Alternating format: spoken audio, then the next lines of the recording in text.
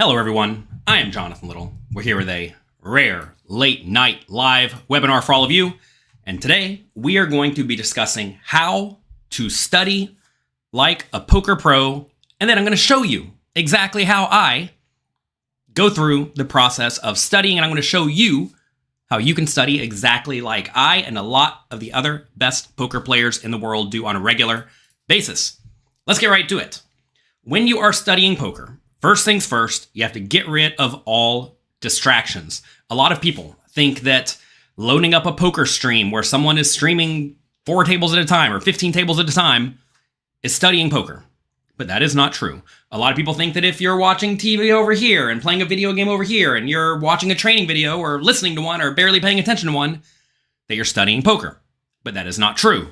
If you want to improve, you have to set yourself up to improve and really focus on studying, and you want to make sure that you actually want to study and that you are well rested. Something a lot of people do, it's kind of a necessary evil of life, is they work all day. Then they deal with their family for a while, and then they try to study poker for about 30 minutes at the end of the day when they are dead tired. And, while that's better than not studying at all, you're going to have a hard time retaining that information because you are probably wiped from the day. So, essentially, you want to make sure that you actually want to be studying and that you set yourself up to have good study time where you can really focus on that. 2 big mistakes I see when people are studying is that, first things first, they're not engaged with the content. If you have studied at pokercoaching.com, you know that our content is very engaging because that is how you actually learn. We have a short bit of content, and then we have lots of interactivity with quizzes, where we essentially ask you, do you understand what we just went through? If you're instead just sitting back, having a beer, watching a poker stream, maybe you'll pick up something, but the odds of you remembering it and being able to implement it are quite low. Also, when you're studying with a solver, what a lot of people do wrong is they just want to make sure they played the hand right, without recognizing that you don't study just one individual hand and how to play that one individual hand. You get to study every single hand in your range. And also, it's important to realize that, some of the solvers that have not been ran thoroughly will essentially say any play is okay some portion of the time. But that is not actually how you need to be thinking about poker. And that will make you feel good about plays that are actually bad and will result in you perhaps even getting worse at poker because it makes you think all these plays are, okay, you can do whatever you want. All right. How should we fix our approach to passive content? Recognize it's very, very difficult to learn from unstructured long-form content like watching somebody play poker or even a 1-hour presentation. If you've ever paid attention to my YouTube videos, I try to keep them relatively short, relatively sized, relatively to the point. Instead of having long content where somebody drones on and on and on about some sort of spot, short, intense sessions will massively outperform those long, unfocused sessions. And that is why I made the cash game and tournament masterclasses at pokercoaching.com. They are long. They are 40 hours long, but they're divided into 5 to 10 minute segments with quizzes after every single one to make sure you are actively learning and retaining the information. You need to fix your mindset around solvers. Super duper important. You need to stop spot checking every single spot to see if you played it right and then move on to the next spot. You need to make sure you're actually understanding why the solver does what it does. More on that in a little bit because we have a huge thing that's going to help you do that we just released today. You want to be open-minded and constantly think about how you can execute good, strong, fundamentally sound strategies in the real world as opposed to trying to figure out how to play with 7 different bet sizes and all sorts of random spots where if you actually ran the solver longer to the point that it becomes way less exploitable, it's really only choosing 1 or 2 the vast majority of the time. You need to stop trying to memorize what the solver does and instead focus on fundamentals. Recognize that the goal is not to replicate the solver. The goal is to train yourself to become a real-life solver so that you can play roughly like the GTO solver does in-game whenever you go to play poker. That's what I try to do, and that's what all the other best players in the world are trying to, especially when they're playing against good, strong opponents. How often should you study?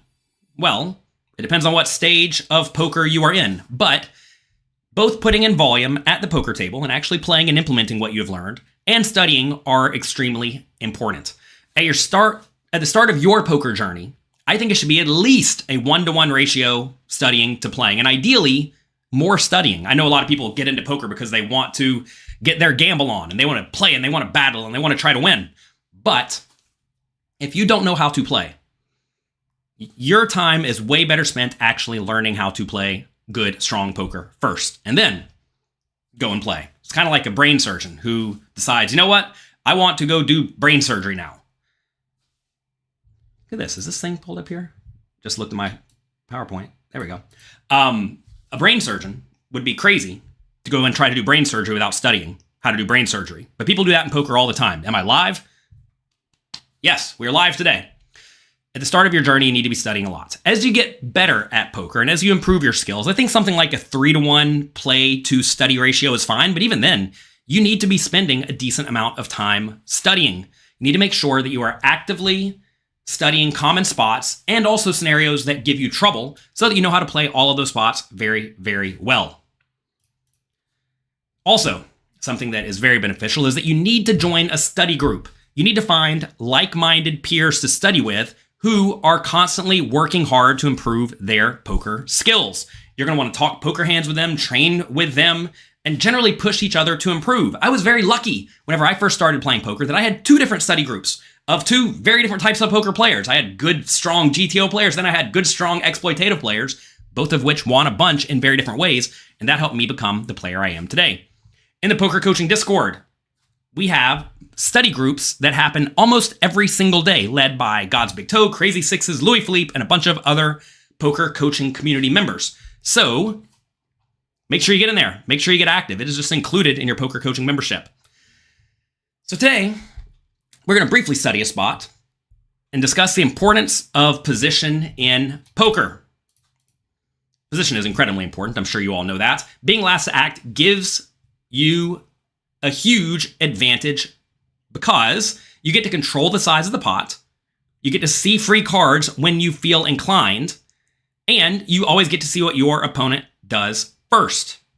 So let's focus on how position affects how you should bet on the flop, and then we're going to use a free GTO solver that's available for all of you right now today to train this exact spot. Your betting frequency is determined by who has the range advantage and who has the position. The range advantage is the advantage that one player's likely range has over the other player's likely range on any given board. If your range advantage is small, because your ranges kind of interact with each other, they're all on top of each other, no one has any sort of big advantage, you're going to be betting less often because you're not highly favored. If your range advantage is large, though, usually because you have lots of strong hands in your range and your opponent doesn't, you're going to be betting way more often. And if you think about it, it makes logical sense. When you have more good hands, you bet more frequently. Position is also very important. In general, you're going to be betting far more often when you are in position than when you are out of position. Because when you're out of position, your opponent can raise you and make the pot huge whenever they feel inclined. And when you're in position, you can just check it back with all your medium strength hands and know you're never going to get blown off your equity. Position also informs who will generally have the range advantage due to default starting ranges.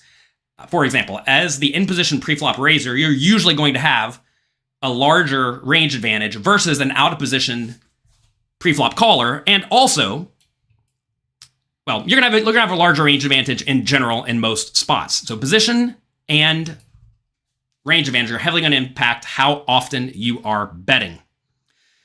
So let's talk about common board types when you are in position. Say you raise from anywhere and then the big blind calls.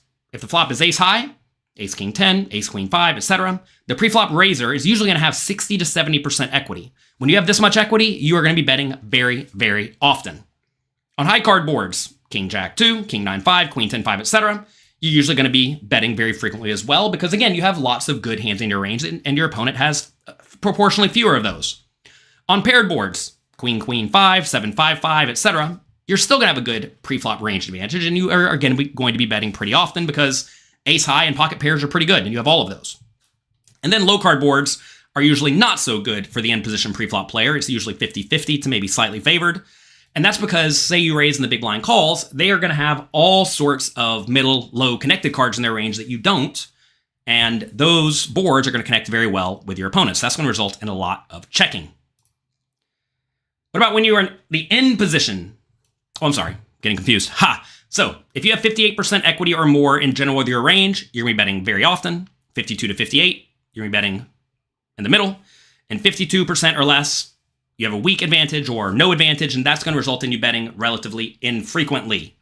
So when you are playing, you always want to keep in mind the 4 types of hands that you will have.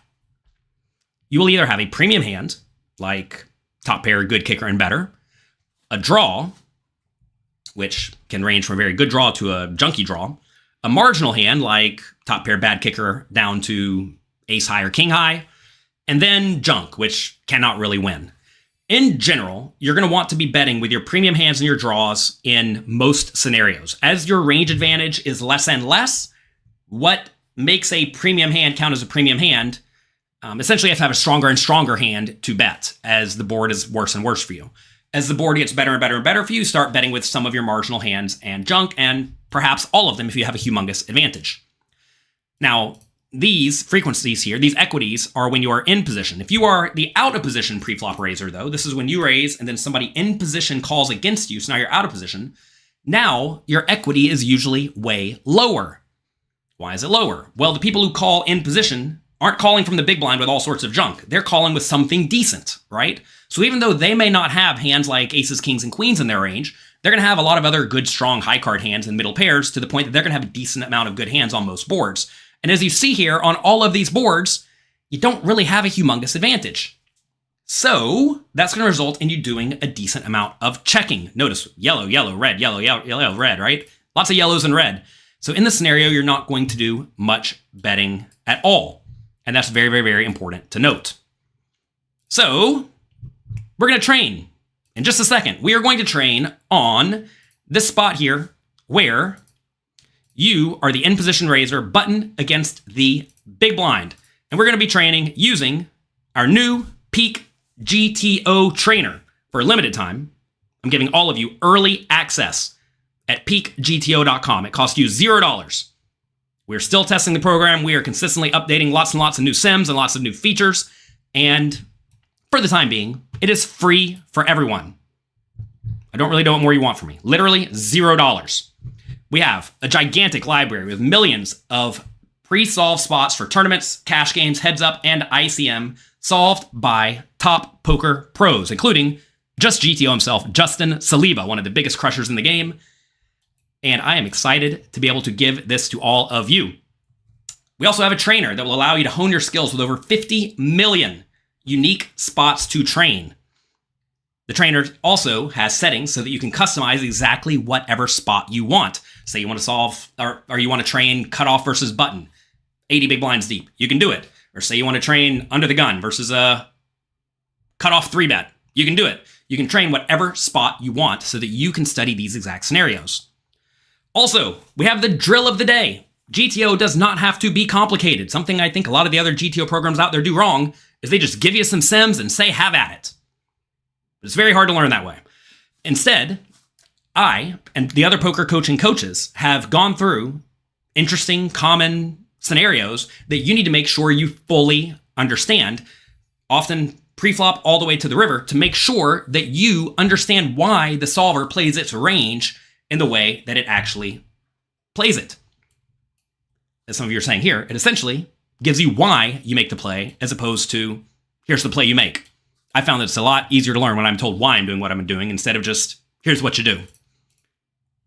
Also, we have the Peak GTO ELO rating. If you all are familiar with games like chess or other games like this, they give you a rating for how good you are. And we've developed an ELO rating for the Peak GTO trainer that will help you figure out how well you actually understand GTO. We're still working on the formula a little bit, but we are working on it and it is already in the program so you can level up and see how you fare compared to other people. You can study every day and increase your skills. So yeah, Peak GTO currently costs $0. We're not exactly sure how we're going to do the pricing yet for everyone asking, how do you get it? Well, right now you can get it by going to peakgto.com. It's free for everyone. So here we are in Peak. I clicked on the drill section. I have not been playing here. We're just getting started. We have post-flop spots, pre-flop spots. Can you see it? It's there. And we are going to train the spot that I was just looking at, which was 40 big blinds, button versus big blind. Okay? So here we are. We're going to start the drill. So this is going to put us in a spot where we are on the button. It folds around to us 40 big blinds deep, and we have to decide what we should do. 6-2 offsuit, obviously we're going to fold.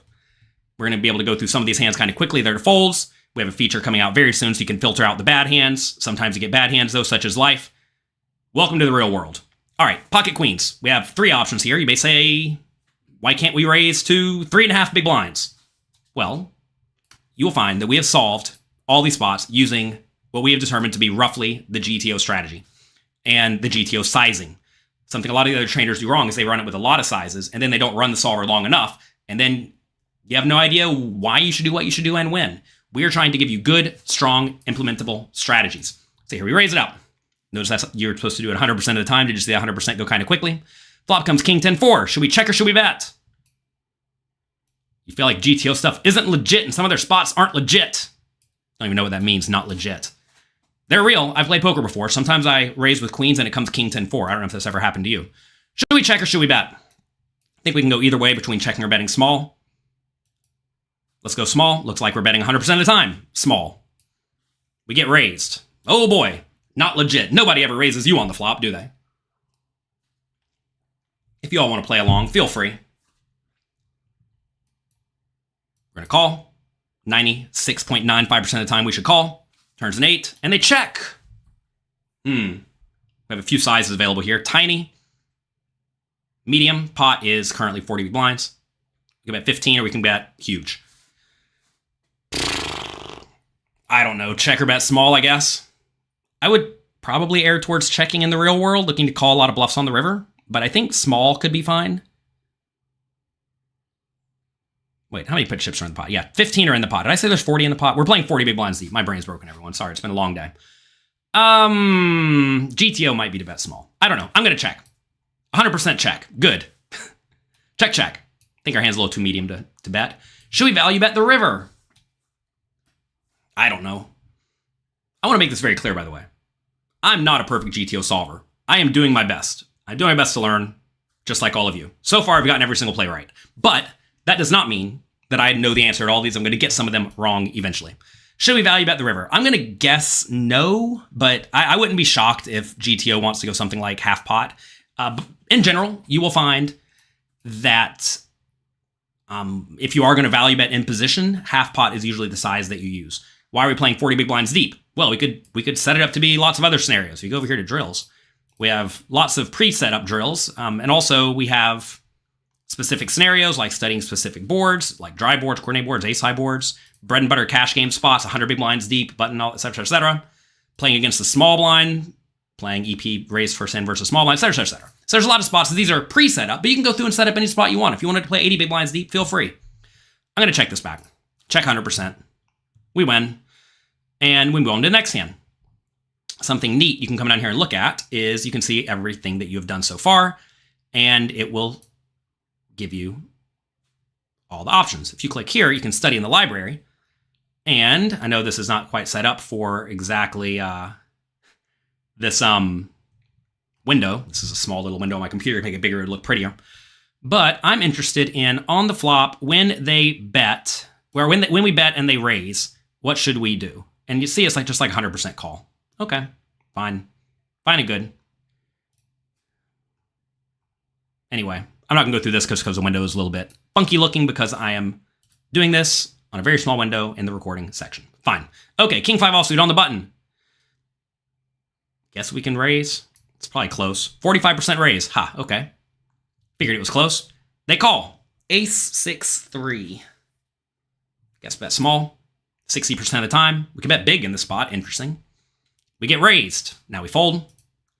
Easy. Actually, I say easy fold. 34% call in that spot. So, you know, fold 65%. And this is an example of a spot where, like, we got it, quote unquote, right, you know? And this is where I think a lot of people have difficulty studying GTO because they think, oh, maybe I didn't get the thing that's done 100% of the time. Well, first off, maybe something's not done 100% of the time. But as long as you're not getting just like totally wrong answers, you're going to be perfectly fine. Perfectly fine. As long as you're not getting totally wrong answers, you're usually going to be okay, especially when the solver is ran with only a few options. Usually one option is really, really bad. Sometimes two options are really, really bad. and that's okay. 35% call. Okay, so Mr. James Bond, this is where a lot of people also go wrong with solvers. What was the board? 8-6-3, we had king 5. That's the spot where if you bet small and get raised, first things first, your opponent should raise a small bet very often. Most people do not check raise nearly often enough in general. And they don't check raise often enough against small bets in general. So when you do bet and they raise you, in the real world, most people just have a good hand. So if they just have a good hand, you should fold. For the most part, especially if you're playing tournaments, you need to overfold with your marginal bluff catchers against most people compared to what any GTO solver will tell you to do, because most people don't raise enough. Something we have coming out very, very soon is in the drill section, we're also going to have drills for playing against a solver that was ran to make mistakes. For example, we could have the solver ran to only check raise, top pair good kicker, and draws, and no bluffs. Well, in that scenario, that king 5, I can guarantee would be a fold. But against the player who's going to check raise, what was it, ace-6-3, if they're check raising like 8-7 backdoor flush draw or something, then yeah, you know, king high is actually pretty good. Where can you see why a play was good? That is in the drill of the day. Make sure you check out the drill of the day. Here we have drill of the day over here. We've already uploaded a bunch, even though we just launched yesterday. All right, 9-4 offsuit on the button, we're going to fold. Why did you call a raise with queens on that king 8 or king 10-5 board or whatever it was? Because pocket queens is really good. Turns out you can't go around betting pairs and then folding them to a raise. Queen 9 offsuit raise 100% of the time. We get called 4-4-2. This is probably another spot to bet small. I could be convinced we should check this. All right, 89% bet small. We just win. Ace-5 offsuit, you raise. Fold, ace-10-5, they check. Should we bet big in this spot? So this is a spot where I think we might want to have two sizes. Not this one, though. I don't think this hand wants to bet big. So we see people saying bet pot. I think this hand's probably bad enough to not want to bet pot, so I'm going to go 1.5, and it is 77% of the time bet small. Let's actually go and look at this, even though it's not going to be quite right in the window. All right, let's take a look at this spot. On the flop, when they check, what should we do? So take a look at this. Can you see this okay? It's okay. So there are three different color reds here, right? We have the bet 6.1, the bet 4.1, and the bet 1.5. The main hands that want to bet big in GTO world are usually your best made hands that are also vulnerable to getting outdrawn, your absolute best made hands. So what are your best made hands on ace-10-4 that are vulnerable to being outdrawn? Well, very clearly, ace-king, ace-queen, ace-jack, ace-10, and then some draws usually that have pretty good equity. Notice here we have queen-jack, 9-8 suited. You can actually click this and it will filter out and show you all the hands that are betting big. And you see like these queen-7 suitors are going to have flush draws in this scenario. Maybe backdoor flush draw sometimes too. Actually, let's see. Can I figure it out real quick? Queen 2. Hearts, clubs, and spades. Mixing it out. So, okay. So it's all over the place. But the common hands to do this with are usually going to be the ace-king, ace-queen, ace-jack for value, and then hands in this region. Now, another problem with GTO solvers is when you look at this, you see ace-king is betting every time, but using a very mixed strategy of, you know, pot sometimes, 67% pot sometimes, and then small sometimes. It's hard to implement this. If you gave me this spot in the real world and said, what should you do? I'll tell you exactly what I would have done. I would have bet big with ace-king, and I would have bet big with queen-jack offsuit. And I probably would have bet small with everything else. If you told me you just wanted to bet small with everything else here, that is A-okay too. I don't have a problem with that. I think that is very reasonable. Don't get bogged down on things like that where notice the solver on the flop is betting big only about 15% of the time. Not very often at all. Okay? Don't get bogged down in things that happen somewhat infrequently. All right, jack 9 offsuit on the button will raise. Big blind will call. Jack 4-3. We can bet small or medium, I gotta presume. Small again. Seems like small bet's always the right play, huh? Are you starting to learn a pattern here? You're gonna find that quite often, when you raise the button and somebody calls and the flop is not horribly bad for your range, you get to bet small and it's usually okay. Flop comes, turns a 9. This is probably a good spot to bet medium to big. So when you bet small on the flop and your opponent calls, when you bet small and your opponent calls, they fold all of their junk on the flop. So when they fold all their junk on the flop, how does that make their range change compared to yours? Well, if I just bet everything on the flop, I still have my whole range, but they have their whole range minus the worst hands. So their range gets way stronger. So when you bet everything on the flop and they call, the range advantages get way closer. So when range advantage gets way closer, remember when we studied over here, it becomes closer to this, like where we have 50-ish% equity or 54% equity. So we're going to be betting less often. So we're betting less often, but when we do bet, we're usually betting with a bigger or for a bigger amount with a polarized range. So the question then becomes, is this one of our best hands that's vulnerable to being outdrawn? And the answer is definitely yes. If we had a weaker hand, like pocket 10s or pocket 8s, that would definitely be, well, pocket 8s for sure, be way more inclined to check. Okay, so with this spot, we gave the solver multiple sizes. Pot's 9 big blinds. I don't think we ever want a 2x pot at this stack depth, but I think it's either pot or 2/3 pot. I think a lot of people make the mistake of betting small here, and I do think it would be a mistake to bet much of anything small. Again, this is me hoping I know what I'm talking about. And, I'm going to get some of these wrong, but this is a spot where I think the right play is to go pot. 93% of the time, pot. Good. Where do you get this program? peakgto.com. You can get free early access right now at peakgto.com. We are not going to keep it free forever until we get some of the kinks worked out. We're going to let all of you test it completely for free. There you go. But so the question becomes, how did Jonathan Little know that we should be betting pot in that spot with that hand? Well, we've been studying a lot, and the Cash Game Masterclass and the Tournament Masterclass at pokercoaching.com lay out lots and lots of heuristics so that even though I don't know exactly what the solver range looks like, it's a spot where I'm going to be probably okay, like pretty close. Let's go over here and look at this spot in the library real quick. Give it a second. It clicks through every spot. I want to know what my range should look like in this scenario on the turn. Okay, they check the turn. What should I be betting with? Take a look at this range. It's all over the place. But remember what I just said. When you're betting with a polarized range, you want to bet your best made hands and your draws. Notice here, when GTO does bet, it's betting pot or 2/3 pot. It never bets small. I literally just told you that's the spot where you were never going to bet small, and it didn't bet small. Good, right? We're like already kind of in the right vicinity. So what is it betting big or medium with? What I'm concerned with is the heuristic I have of best made hands and draws correct? Well, what's our best made hands here? Like a jack, right? Notice almost every jack is betting, right? Almost every jack is betting. Over pairs are betting. I said pocket 10s maybe's betting. I said pocket 8s is definitely not betting. Where's pocket 8s? Pocket 8s is not betting. As you see, it's checking 100% of the time, right? I am a little bit surprised to see that hands as bad as like 10-9 and queen 9 are betting. I didn't think we'd go that wide, but it does look like some of the 9s are betting too. So, I would have been a little bit off here if you gave me, I guess I wouldn't have been off. I would have aired towards the passive route. If you gave me like 9-8 here, I would have checked it. And apparently that would have been a little bit too cautious. All right, what are our draws on queen or on jack 4-3? Well, it's all of these hands. All of these are flush draws, I can just guarantee you. Some of them are not going to be flush draws, though. Some are going to be backdoor flush draws. This is way easier to see whenever you're not having to scroll down. If you're on your computer, normally it's like a big window. So we are actually bluffing with some total air balls here, which is cool to see.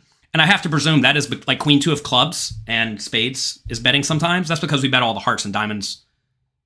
Or we're not, I suppose maybe we're not betting all the hearts and diamonds on the flop 40 big blinds deep. So anyway, this is a spot where our draws can be kind of junky because in the spot, when we bet the flop and the turn, our value range is very strong, right? As your value range is very strong and polarized, well, very strong to like really good made hands, you can bluff with some low equity draws. Okay?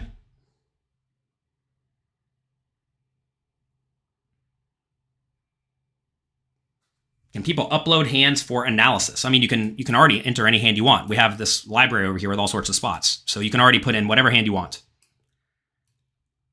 Are you vulnerable to playing against someone who's playing anti-GTO? No. If you play this exact strategy, your opponent will either break even or lose. That's the power of GTO strategies, is that your opponent will either break even or lose. Some other unintuitive bluffs: ace 8 offsuit, ace 7 offsuit, Ace-5 offsuit. This is a spot where you need to bluff a lot, more than you may naturally think. So a lot of these hands that just cannot win all that often are bluffing. This is a spot where I have to presume a lot of you are under-bluffing. Jonathan Little would have under-bluffed. If you gave me the King-8 offsuit here, King-8 offsuit. Notice King-8 offsuit is betting a lot. I'm going to go ahead and be honest with all of you. I would probably have not have bet the King-7 offsuit. How is this solved differently than other solvers? Long story short, we solved it using a bunch of sizes. Then we narrowed it down to the sizes you actually use. And we solved to a much, much higher degree of accuracy. These sims were solved by some of the best players in the poker world, okay? They're solved by people playing the highest stakes games. They're not solved by computer programmers who don't play a whole lot of poker. All right, King-3 suited. Raise it up, obviously. 8-6-4.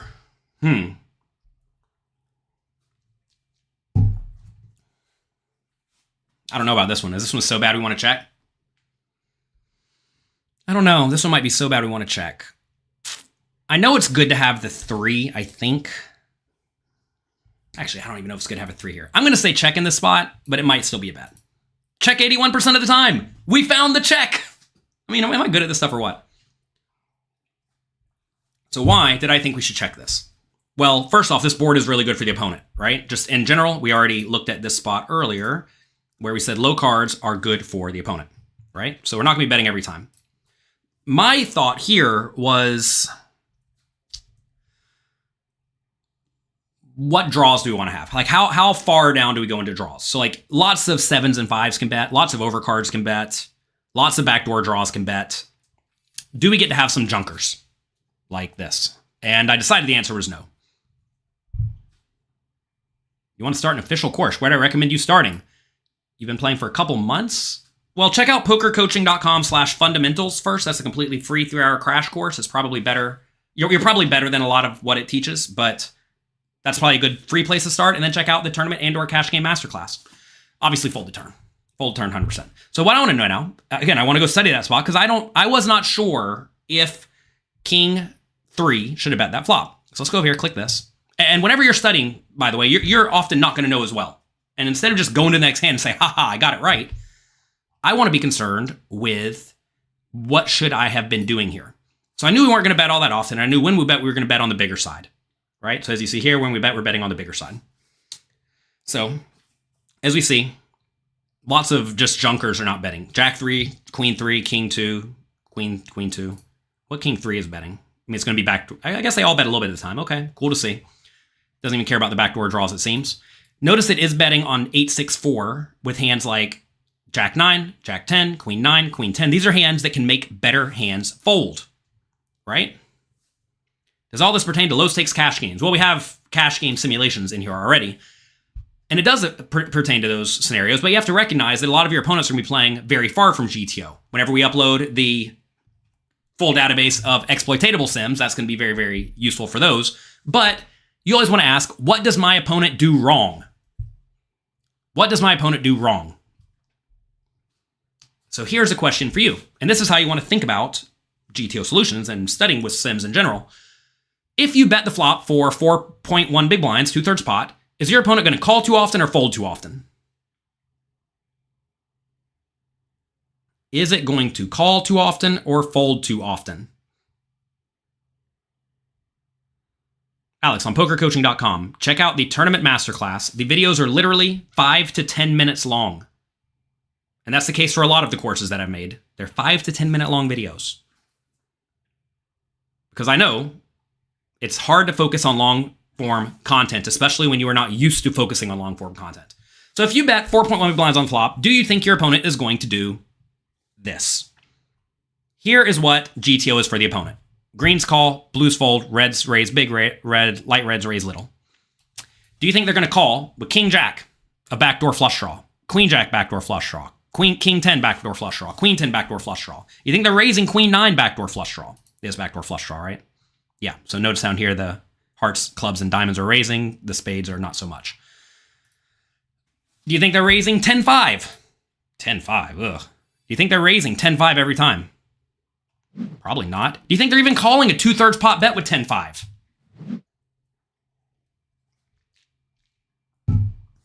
I personally think that most people are not raising every ace 8 and king 8. I don't think they're raising most 10-5s. I don't think they're raising most 8-5s.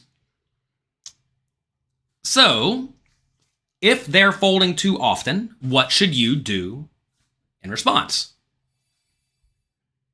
Well, the answer is bet way more often, because you're not going to get raised off of the bit of equity that you have. Because you got to realize, when you bet king 3 or whatever and get raised, you had some equity. You have a lot of equity against 10-5, and you're having to fold it. But if they're not going to raise and make you fold it, you get to see the showdown, or at least have additional bluffing opportunities, and you're going to win the pot more often than you should. And that's really, really good for you. We have a link to reasonings right over here in the drill of the day. Check out the drill of the day. I cannot make a video for every single spot, but I can make at least one a day. So far, we have 16 loaded up. You can check every single one of them out. I've made some of them. Justin Saliba's made some. Brock Wilson's made some. Lots of poker coaching coaches are going to be uploading content here, especially the ones that are very solver inclined, like Brock Wilson and Justin Saliba, two of the best players in the world with GTO solvers. Okay, queen 3, fold. King 10, raise. 5 to 10 minutes for the younger generation is an eternity, LOL. Ha. Ha ha. All right, queen, jack 3. I got to presume we're going to bet tiny. 63%, using some big sizes. Okay. All right, I want to look at that spot. I'll have the window loaded up a little bit better next time, everyone, so that it'll be cleaner. This looks way better whenever you're on like a full screen instead of little tiny window for recording. I want to know what's using bigger sizes here. So a pretty good amount of betting on the queen, jack 3 board. And if we click through here, you're going to see that lots of hands are going to use lots of sizes. Just like a really, really mixed strategy, right? Every hand's kind of all over the place. Okay, so what do we do with the king 10 in general? King 10 in general, down here, as you can see, is mostly just betting small. Some big bets, though, and it's kind of neat to see. The ones that want to bet big are the ones without the heart. Because when you bet big without the heart and they fold, it's a bigger success than when you bet small with a heart. Because when you bet small with a heart and they call, you can continue. Also, when you bet small with a heart and get raised, you can continue. Let's say we did bet 1.5. Let's say they raise us to 4.7. Notice they shouldn't raise all that often. But notice now, with the king 10, we're actually calling all the king 10s. I don't know if I would have called the king 10 no heart, but obviously call king 10 of heart is super duper logical. So, okay, cool. Let's do a few more of these and we'll wrap it up for the day. Pocket 7s, we raise it up. Big blind calls, ace 4-2, we'll bet small 98% of the time. Have I gotten anything wrong yet? If we get raised here, it's kind of nasty. All right, they call, turns a 6. Should we bet again? Should we bet again on the 6th turn? What do you all think? And how much should we bet? Remember, we bet everything on the flop. So when we bet everything on the flop and get called, they lose all their junk. So they don't have like 9-8 offsuit anymore, but we may. I mean, look, I think default for most people here is just to check it back. I think default probably is to check back. The thing is, a heuristic I'm thinking about in my mind is that I know your hands that are almost always good but vulnerable are the ones that like to bet some portion of the time. So these pocket 7s are really, really marginal. I mean, they're marginal, but they're really vulnerable as well. So I think we're supposed to check, but I wouldn't be surprised if it said bet like smallish here. Oh, I got it wrong. 6.1. First mistake. Call river, obviously. 100%. Okay. We're going to look at the solver, and I want to test what I just said. Do I think like kings checks a lot and 7s bets a lot? Or are they just all good enough to bet? Let's see. The nice thing about here is we don't get check raised very often, right? Let's take a look. All right, on the turn. On the turn. Kings checks 100% of the time. 7s and 8s and 9s bet a lot. So you see how I had that heuristic in my head? Like, I was literally thinking exactly this. I wasn't sure where it was. I thought it was somewhere in that vicinity. Maybe it's a bet on the 6. Oh, I should have went with my gut. To be fair, my gut would have bet small. It's funny. So we have literally 2 things we talked about here. When you bet the flop with everything and they call with a stronger range. When you bet the turn, you bet using a bigger size mostly. Notice here, our 2 sizes on the turn are 6.1 and pot. Perfect heuristic. It's lining up 100% of the time so far. And it actually does line up 100% of the time. I didn't think my hand was good enough to bet 6 big blinds though. For 2/3 pot. That was my problem. So I opted towards check. And as we do see here, like kings checks every time. Nines, kings, queens, jacks, tens, all check every time because they're less vulnerable to being out of drawn. The other heuristic I know in my head is that a pair that is under the top card, above the middle card, that is the lowest one above the middle card, like sevens here, often does err towards betting in a spot where it kind of feels dirty. So I don't know. If we did bet here and they call, notice here they're not doing a lot of raising 7% of the time or 9% of the time, which is why you can bet because they're not going to raise you that often. If they did raise you even tiny, do you fold to a tiny raise? Yeah, you fold to a tiny raise. Eights doesn't though, and nines doesn't. Okay, interesting. Anyway, so say you bet, say they call, and let's say the river is anything. You're just going to check back on like every river, right? So say the river is the safe river, like, can I change the river here? No, that's not letting me. On the river 8, say they check, we're obviously checking it back with pocket sevens. Okay. Finally got one wrong. And notice here, you ask, how do you know if you get it wrong? It gives you a big red ugly dot. We have a bunch of nice green and yellow dots and one big ugly red dot. Brutal, brutal, brutal. Should we end on a loss? Do we raise the 10-8? Is it a mix or is it a fold? That's a raise. Got me tilted now. Raise the 10-8. We'll play another hand or two. Queen 7-4, we'll bet small. 32% or big or check, so you can go either way. They call and they donk into us. Oh my God, what do we do here? 10, 7, 4, 5. A 6 is a straight. Is this a cash or a tournament? This is 40 big blinds in a tournament with a big blind ante. We have cash stuff loaded up as well, but we're not doing those today. Well, I got to presume we should call or raise, right? Or do we not? Do we not? Do we not? By the way, everyone, we have this rating here. I don't know if you noticed, it's been going straight up since we got started, but I got one wrong and it went down. I don't like when number goes down. Do we call or do we raise? I don't know. This is a donk. It is a donk. I'm going to say call. 33%, fold 42, raise some too. So super mixed spot, right? Then they bet river, we fold, of course. All right. That was a tricky one, and we got it all mostly right. Mostly right enough. Last one for the day, 8-5 suited. Rough spot. I guess we bet small, 93%. Very clear spot to bet small. If they raise, we are not going to fold this one. They call. Turn an 8. Okay. Finally got there. What's a solid rating? Well, look, your rating starts, I think we have it starting at 1,000, and it goes up as you play more and more and more. As your rating gets higher, when you get stuff wrong, especially if it's a really, really wrong answer, your rating goes down a lot. We're going to have an article coming out about the ELO rating in the very near future. So check it out. How much do we bet? I got to presume 2/3. Maybe pot. Either 2/3 or pot. What should we do? If you just got here late, go back and watch the video. You can watch the replay as soon as we're done here. I am going to say pot, but it could be 2/3. Oh, it is 2/3, 100%. Oh, was it off the screen? We bet they call. Do we jam river? So notice we got it slightly wrong.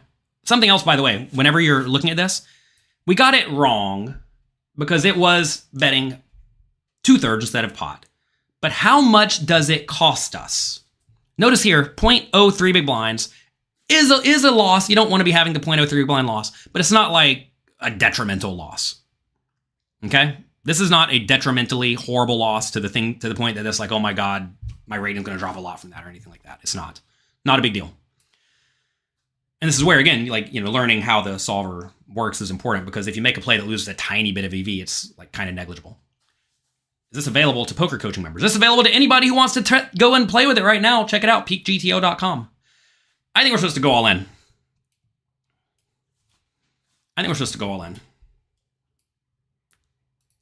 All in 100%. Good. All right. We're going to end here. We click this. We click end session. And it shows us various hands. We lost 0.2 big blinds over the course of the 15 hands. Post-flop. EV loss per 100 is 1.84 big blinds. All right, fine enough. I'll take it. Not great, not terrible. Rating went up, such as life.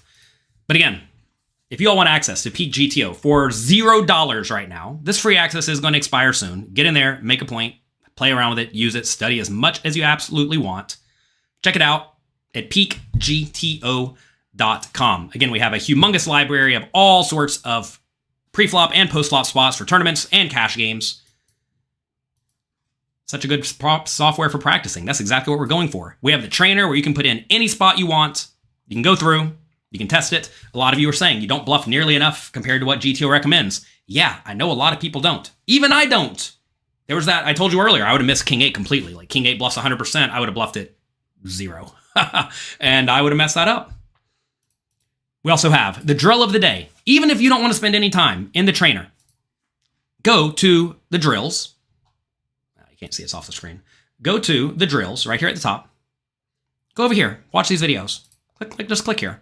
This will put you in a scenario. Start drill. You're going to go through and you're going to play the spot. You're going to play the spot. Let's say you call. Pre-flop, we're not going to have a video for that because that's just literally look at the chart. On the flop, they check. What do we bet? This is in a 80 big blind spot. I don't know. Go either way. Let's say we bet small, medium, either one. Now we have a video. Can you hear that? Oh, you're muted. Sixes and opt to call, which is what you should do the vast majority of the time. Everybody else folds and the flop comes king, 6, 3. 2 spades, you have a set. The low jack in this situation should check a decent amount of the time, about 2/3 of the time, which they do. And then with your set, you have to figure out if you should check or bet.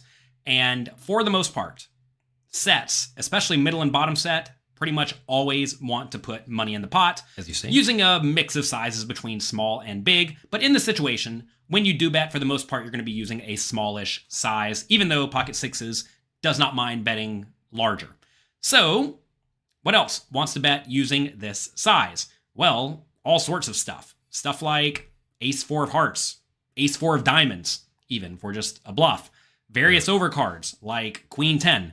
This is a spot where you're going to be using a very mixed strategy. Pretty much every hand in your range is betting some portion of the time, but your best hands, like pocket sixes and pocket threes, are betting almost every time. Okay, so anyway, that's a spot you can go through. Pre-flop, flop, turn, river. There's a video for each spot.